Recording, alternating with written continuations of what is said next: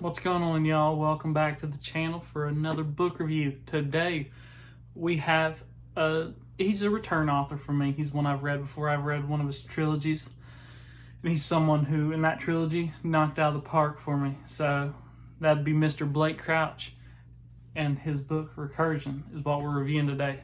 So let's see if he can go 4 for 4 for me. So let's kind of dive into the plot synopsis, the summary. But I will say beware of minor spoilers, because I feel like, but it's nothing more than is on the back of the book, but it just kind of feels like it's giving a lot away. So there's this disease. It's called FMS, or false memory syndrome. So people are just at random points throughout the day, they're getting flooded with these memories of a life that they've never lived. And it's causing people to commit suicide because they can't tell what's real. They have no idea which life they are actually living. And then they're, like I said, they know all these little details about the life that they were in, and it's causing them to go crazy, and people are just losing their mind. So this is really focused in on time.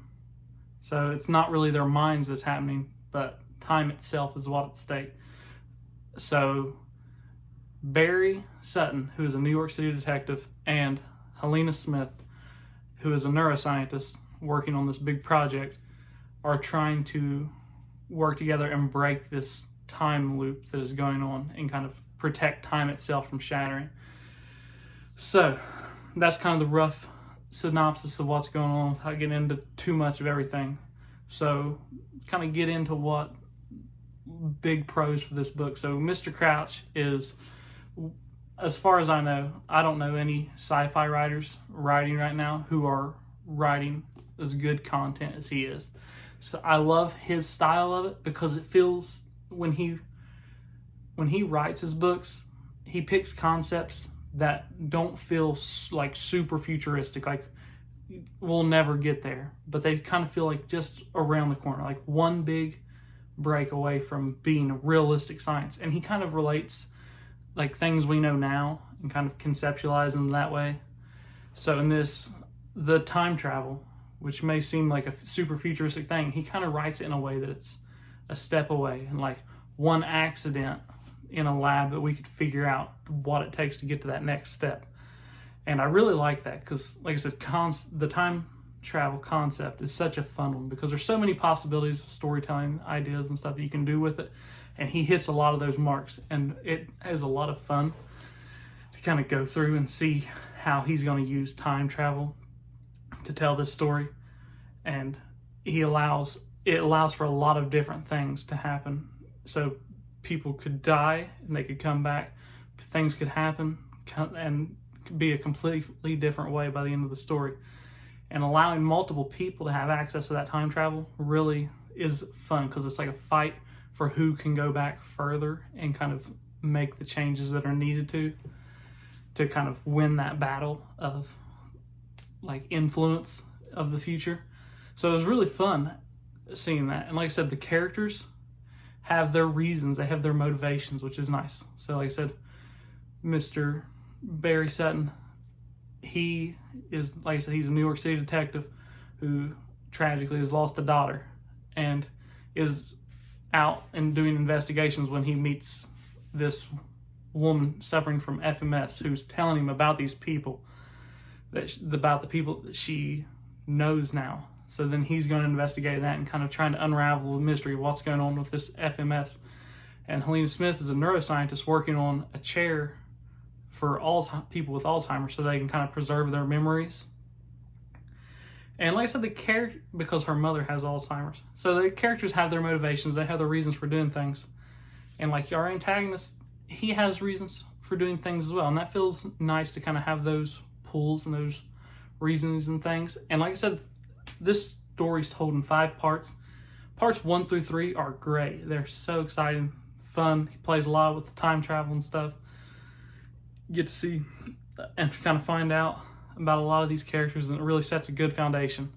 But I will say, when it hit part 4 almost made me DNF this book. Like, I almost put it down and didn't pick it back up, because it felt so cliche. It felt cheap. and it made me upset. It genuinely did, and that doesn't generally happen. I don't get mad at how stories are told, but this felt like a cop-out. So I'm gonna go ahead and say, beware of minor spoilers, or not minor, major spoilers for the book, because I don't feel like I can properly describe how it made me feel and how, like, why I hated this part of the book so much without kind of going into major spoilers. So like I said, I'll give you a few seconds right now to kind of click off the video, to go elsewhere, or to skip ahead in the video if you don't want to hear about it, if you want to read for yourself and come up with your own formulated opinion. But I'm going to spoil a large chunk of the book because I need to get this off my chest because it's been aggravating me.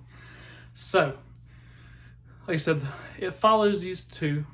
It follows Barry and Helena all the way up through, and they're trying to stop this chair that can take people back in time from ever being invented, because people are doing too much changes and people's lives are being changed. People who've died aren't dying and then are getting hit with these memories of dying, like Barry's daughter, who is saved, and then when it hits a certain time point, she regains those memories of dying and all these things that happen. And people are making big changes and are causing mass hysteria and mass outbreak because people don't understand what's going on. Like, massive buildings are arising that weren't there, but that people have half of their memories of them being there and half not. So it's driving people crazy. So they're trying to stop all this from happening and go back and stop the chair from being invented.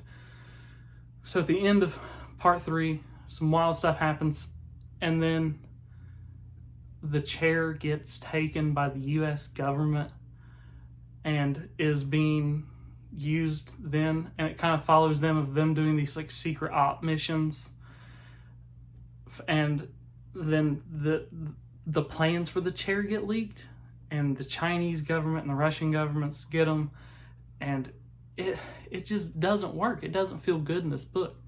Like, this book goes from a very focused like intent on these, following the story of these characters, find out what's going on with them, and then it kind of goes to New York City, and that's like, okay, that's a big audience there alone, and then it becomes this global problem, and it felt like the story got blown out of proportions. It got swelled up way bigger than it ever should have been, and it just felt cliche. It felt like a cop-out.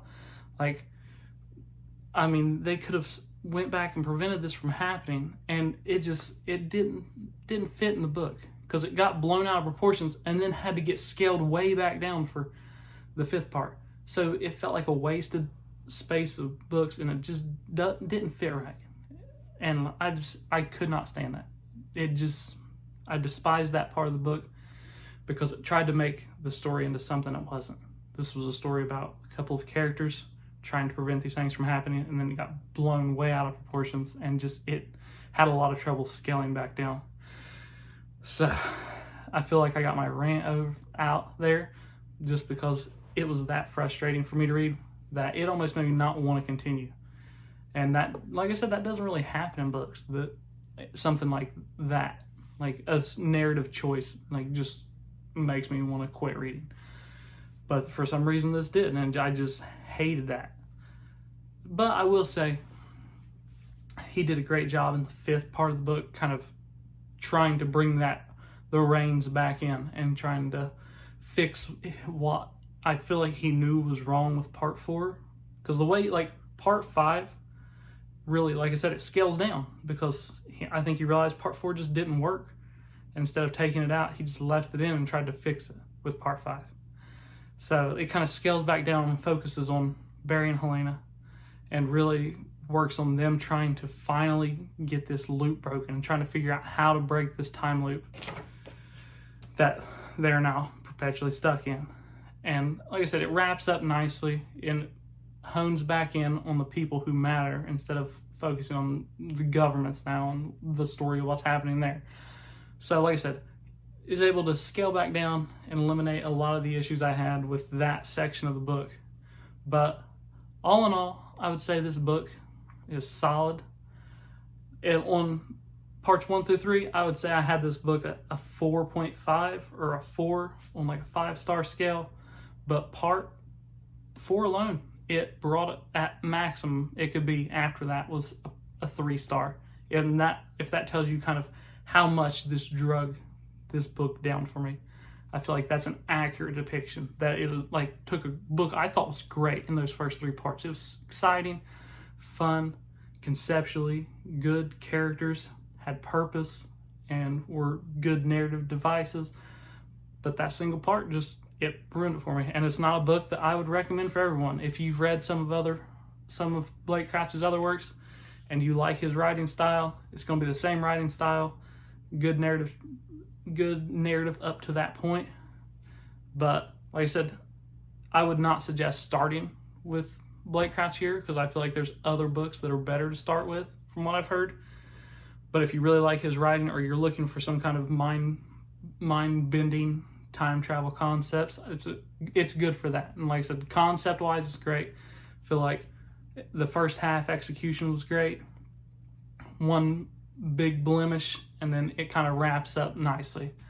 So all in all, it's a book I would check out if you're a dedicated fan of science fiction, or if you liked some of Crouch's other works. But like I said, that blemish was enough for me to not recommend it as a starting point, but only recommend it for those who are already interested in this time travel concept, Crouch, or some of his other stuff. So like I said, that's all I got for you guys this time. Let me know how you felt about it.